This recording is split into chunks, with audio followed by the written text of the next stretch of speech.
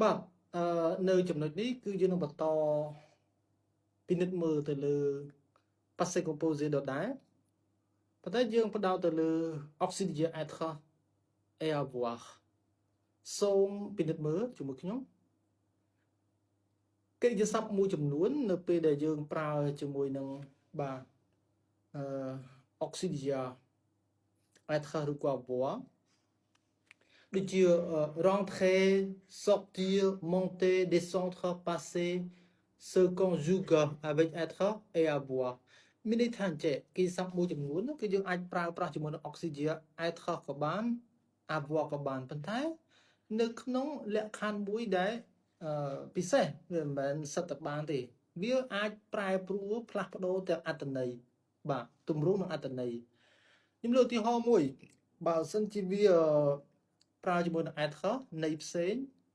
ហើយយើងនិយាយពីសកលបាទសកលមានថាអាចនិយាយជាអង់គ្លេសថា subject verb agreement ណាបើសិនវាស្រីទៅថែម បើសិនវាពហុវចនៈទៅថែម s ចឹងមកណាអូខេយើងពិនិត្យមើលទម្រង់ដូចខាងក្រោមឧទាហរណ៍ថានៅពេលដែលវាប្រើប្រាស់ជាមួយនឹង complement direct បាទអញ្ចឹងកាលណាប្រើប្រាស់ជាមួយនឹង complement direct យើងយក verb plus complement direct ដូច្នេះគឺយើងប្រើជាមួយនឹង auxiliaire avoir មានន័យថាបើសិនជាពាក្យដែលយើងបានរៀបរាប់ខាងលើនោះ rentrer sortir monter descendre passer គេមានគេសព្ទផ្សេងទៀតណា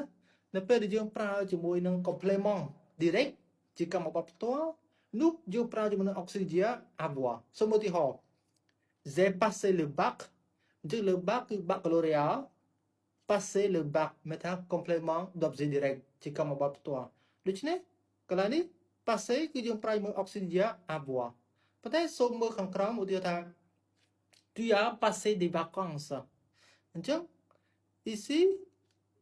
des vacances ជា complément d'objet direct ណាជាកម្មបត្តិផ្ទាល់ដូចគ្នាដែរដូច្នេះយើងប្រើជាមួយនឹង auxiliaire avoir បាទប៉ុន្តែបើសិនជាយើងពិនិត្យមើលមួយចំណុចទៀតកិរិយាសព្ទដដែលប៉ុន្តែយើងប្រើជាមួយនឹង auxiliaire être ហើយមូលហេតុអីបានយើងប្រើជាមួយ être ហើយការប្រែប្រួលវាមានអត្ថន័យយ៉ាងណាឧទាហរណ៍ថាអូខេខ្ញុំមាន clear មួយដែលប្រើប្រាស់កិរិយាសព្ទ passé ដដែលឧទាហរណ៍ថា je suis passé chez mon ami ខ្ញុំមិនអាចនិយាយថា j'ai passé chez mon ami ទេដោយសារតែនៅពីក្រោយកិរិយាសព្ទ passé ហ្នឹងអត់មានកម្មបត្តិផ្ទាល់ទេកន្លែងនេះយើងមានឃើញធ្នាក់មួយ chez mon ami ជាធ្នាក់ទេអត់ជាកម្មបត្តិផ្ទាល់ទេដូច្នេះយើងមិនអាចប្រើប្រាស់ជាមួយនឹង auxiliaire avoir បានទេហើយអត្ថន័យវាខុសគ្នាបើសិនជា j'ai passé le bac មានថាខ្ញុំប្រឡងបាក់ឌុបtu as passé des vacances មានថាអ្នកទៅវិស្សមការណាចំណាយពេលវិស្សមការចឹងមកប៉ុន្តែបើសិនជាខ្ញុំនិយាយថា je suis passé chez mon ami មិនមែនថា passé ណាប្រឡងអីហ្នឹងទេអត្ថន័យវាគឺ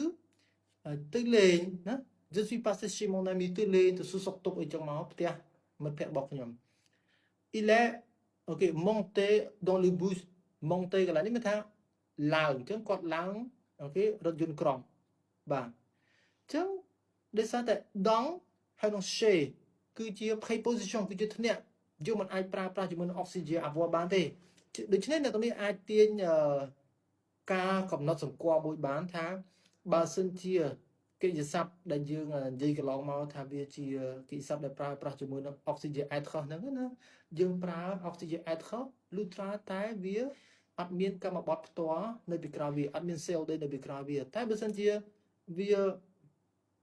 បាទមាន complément d'objet direct មានថាកម្មបត្តិផ្ទាល់ឬ COD នៅពីក្រោយវាគឺយើងប្រើជាមួយ auxiliaire avoir វិញហើយកាលណាយើងប្រើជាមួយ auxiliaire avoir គឺវាអត់មានសកលទេតែបើ être គឺសកលចំណាំប៉ុណ្ណឹងទៅបាទចំណុចមួយទៀតបើសិនជាវាអត់មានកម្មបត្តិ sans complément ឧទាហរណ៍ je suis passé tu es sorti បាទ il est retourné elle est rentrée អញ្ចឹងកាលណាអត់មាន complément ច្បាស់ណាស់គឺយើងដឹងតែប្រើប្រាស់ជាមួយនឹង auxiliaire être បាទ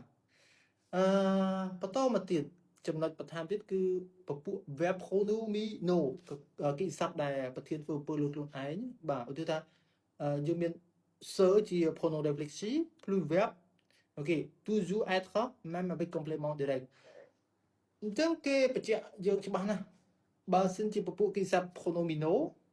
Tụ bây trên đây bị krao bia. Miên complain mong có đói. On complain mong có đói. Đại khát trơ tại pra chỉ mùi nó oxygen hay thở. Bà. Số một tiêu mũi. Elle sait laver les mains. Elle sait laver les mains. Phần tay cái này cứ cua bà chạ phong đại tháng. Elle sait laver les mains. Anh chứng khi bật thiên feminine phần tay cái này lao về participation ở sắc cọc cho một bật thiên thế để sao tại lê mang này bị cái đó nên chỉ complement bà rồiบอกviên chứng bị ở sắc cọc cho một bật thiên thế thế phần tay nhầm được thì họ mỗi của tiêu ta cái gì sắc sơ bạc lề táo viết sắc cọc được gọi L plusieurs sơ sống bạc lề tụm rung cái này đi tao dương cu bật tham ES ឬក៏អត់បន្ថែម ES បាទ S សងប៉ាក់លេគឺយើងអត់បន្ថែម S ទេអត់សាក់កកទេដោយសារតែនៅក្នុងកិច្ចសប៉ាក់លេហ្នឹងគឺវាបង្កប់ធ្នាក់មួយហើយគឺប៉ាក់លេ A អញ្ចឹងពួកគាត់និយាយគ្នាឧទាហរណ៍គ្នាគាត់3នាក់ A B C អញ្ចឹងទៅ A និយាយទៅកាន់ B B និយាយមកកាន់ A A និយាយទៅកាន់ C C និយាយមកកាន់ A ទៅវិញទៅមកមានធ្នាក់បង្កប់មួយក្នុងនោះអញ្ចឹងវាអត់សាក់កកទេបាទអូខេប៉ុន្តែបើសិនជា clear ធម្មតាអត់មាន complain មកនៅពីក្រោយឧទាហរណ៍កិច្ចសព្ទ sir promener ចុះ Elle se promène ទៅជាអតីតកាល Elle se pardon Elle sait Elle ហើយ S ហ្នឹងប៉ុន្តែបូកជាមួយនឹង oxygen être ទៅជា sait បាទpromener បែបហ្នឹងគឺយើងទៅថែមឲ្យគេហើយវាសកកវិញបាទអញ្ចឹងចំណុចនេះករណីពិសេសគឺមានបែបហ្នឹងហើយយើងនឹងពិនិត្យមើលទៅលើសកកទៀតណាបាទ